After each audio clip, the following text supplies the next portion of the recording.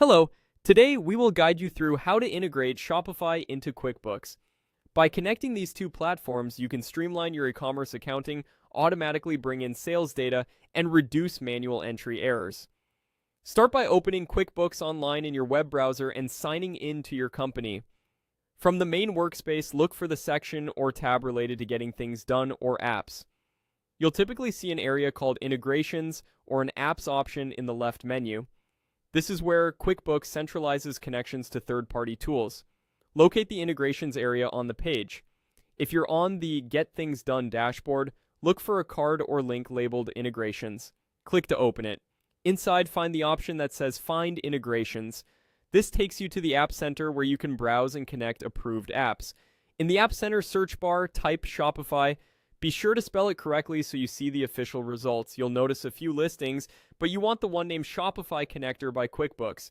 This connector is built by the QuickBooks team, designed to sync orders, fees, and other Shopify activity into your books with minimal setup. Select Shopify Connector by QuickBooks to open its details page. Here, you can review a summary of what it syncs, supported regions, and key features.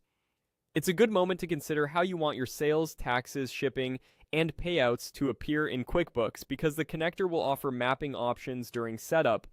Before proceeding, make sure your QuickBooks Online subscription is active and supports app connections. Also confirm that you have the right user permissions to install apps for the company.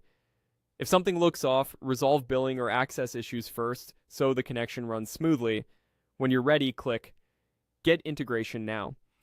QuickBooks will guide you through the authorization steps. Expect to grant permissions in QuickBooks, then be prompted to sign in to your Shopify store to approve the connection. Follow the on-screen instructions carefully, and keep an eye out for prompts to choose how orders, customers, products, and taxes should be mapped. After the connection is live, review the sync settings and run an initial import.